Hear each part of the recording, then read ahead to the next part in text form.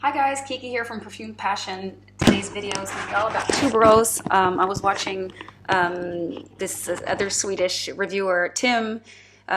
His channel is Smelly Swede. You can check him out. And he was talking about Veronica Says. And I think he was challenging her to do something, and I just kind of started watching her videos, and she had done something on tuberose, and I kind of just was inspired because I love this note very much as well. I think tuberose is great as a dominant note, and also as a player, like a supportive player in a bigger composition.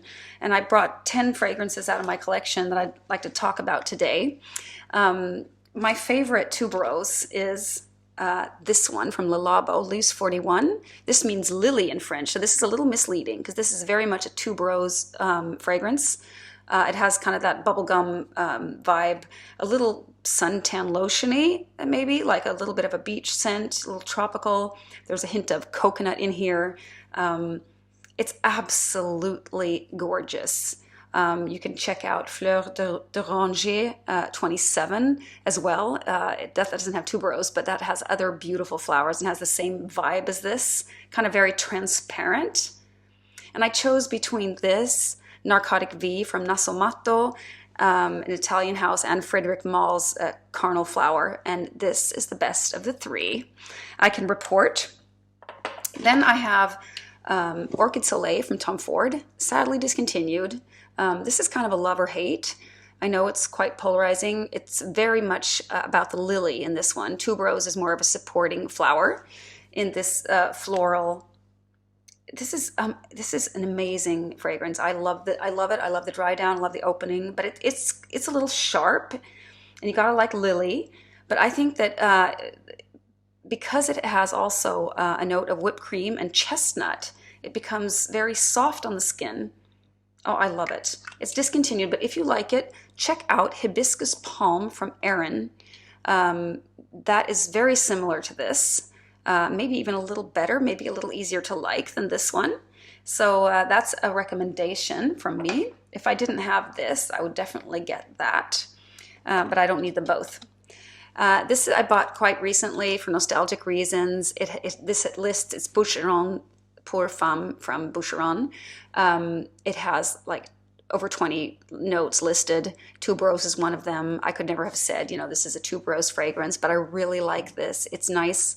It has a vintagey kind of 90s vibe. It brings me memories of my childhood, so I really enjoy wearing this. It's a great fragrance. You can get it really cheap now too. Next one up is not a very tuberosy fragrance at all. I was a little surprised to find it in there.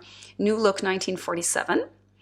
And the New Look, the name, comes from Christian Dior back in 1947, where they introduced longer skirts after kind of a longer period of, knee skirts that only came to the knee. So this was something new. This was New Look. So I didn't know about that. But this is very elegant and a little bit cold, and just a teeny bit sweet. It has gardenia and ylang ylang. These are like a few of my absolute favorite floral notes. It has benzoin and vanilla, but not too much, just a hint. And there's a little pink pepper in the top. This is one of my favorites from Christian Dior private line, New Look 1947. Precious Oud from Van Cleef and Arpels also has a note of tuberose. I would never have known. I just kind of went through my collection kind of searching which ones had tuberose and which ones didn't. And this is kind of a balsamic fragrance. Very easy to like. There's no oud in there at all, to my nose. But it's resinous. It's just beautiful. Perfect entry level kind of, if you're going from designer to niche, this would be maybe one of the first ones you'd want to check out. Very easy to like, very easy to wear. Some say that, or many people actually say on Fragrantica, that this reminds them of Black Orchid from Tom Ford. The Black Orchid from Tom, I think the opening there is really sharp. I don't like it at all, but the dry down is quite similar. I did actually do a comparison a while back. Beautiful fragrance, love it a lot. One of my newer tuberoses is this one from Jo Malone, and Jo Malone's fragrances are a little bit kind of known for not having such great performance, but that doesn't go. That's not true for these black ones, the Cologne Intense line. Mirantonka's got great performance, and so does this one. And the note of tuberose in this one's really beautiful, but it's this Angelica I'm not sure about. It's a little bit too green, or there's like something about this note that a little bit bothers me. And I'm going to give it a few more wearings. After that, I'm going to pass it on. I don't think I'll be keeping that. But you might be a fan of Angelica, so I at least put it into this video. One of my newest purchases is this one called Quelques Royale from Houbigant, a French house. This is like the sister fragrance to the one that Lady Diana wore when she got married. It's called Quelques Fleurs Original. This is the Royale. So this has like a whole bouquet of flowers, where tuberose is just one of the notes. It is gorgeous, this fragrance. It's also quite potent for like a white floral. It's kind of all wrapped up in a luxurious kind of vanillic, also honey, so it's quite sweet. Oh, this is stunning, this fragrance. Love it a lot. And then I have also a little bit more of an affordable alternative to Least 41 from the Labo is, I don't think I'll be getting a bottle of this. I don't find it unique enough. It's from BDK Parfum, and it's called Tuberos Imperial. It's a beautiful tuberose. It's just not, I'm just not super thrilled, super wow, since I have so many other great fragrances of tuberose. So I think I'll pass on buying a full bottle of it, but it is nice, and I think it is quite affordable. Their prices are a little bit lower than Le Labo's. Okay, so, and then I only have a decant of this. It's Rouge Malachite from Armani Privé, and it has tuberose in the top, in the heart, and in the base. So it's very tuberosy, kind of tropical, but in an elegant kind of way. And it has great performance. It's nice on the skin, like after a few hours, and it has a great projection. It keeps like projecting. I was really kind of into getting a bottle of this, and then I kind of lost interest because a little bit of the price. I think it's a little overpriced for what you're getting, and I find it just a speck designery. Like when I found Dolce & Gabbana's like the only one intense is quite similar to this. Then I kind of got like, maybe it's a little designery, but it's a beautiful scent. But I don't know if I'm willing to pay the money, to be honest.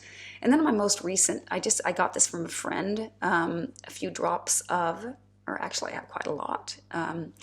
It's called Io from Hilde Soliani. It's an Italian woman, I guess, who makes fragrances, and I've only tried just this one.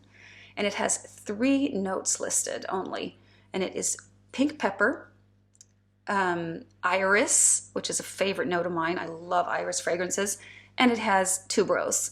But I don't think I could have pinpointed either one of these 3. The iris, I can smell. I have it on here, but I'm going to give it another squirt, because the opening and the dry down of this perfume is unbelievable. I mean, this is so unique and so beautiful. Like, it just smells, it's almost hard to describe it, because it's just like, it's just gorgeous.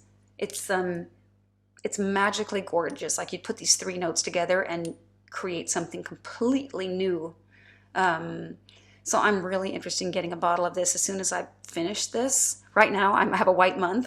I'm not buying any perfume now until May 12th, I think, or 11th, or something like that. And it feels really good to take a break. Speaking of tuberose, those were the 10 that I was going to mention, but I also want to mention a really great tuberose fragrance that I've got the opportunity to try at a friend's house the other day, and it is called Tuberos Criminel from Serge Lutens. It comes in a really high, thin black bottle, and the price is outrageously high. But I was just happy to try it because it was really an experience. I don't really need to own it. I don't know if I could find occasions where I would wear it, because it has so much body, and it is so powerful, this fragrance, that I don't really know what I would do with it. But maybe I will look into that again later on, further along down the lane. I don't know.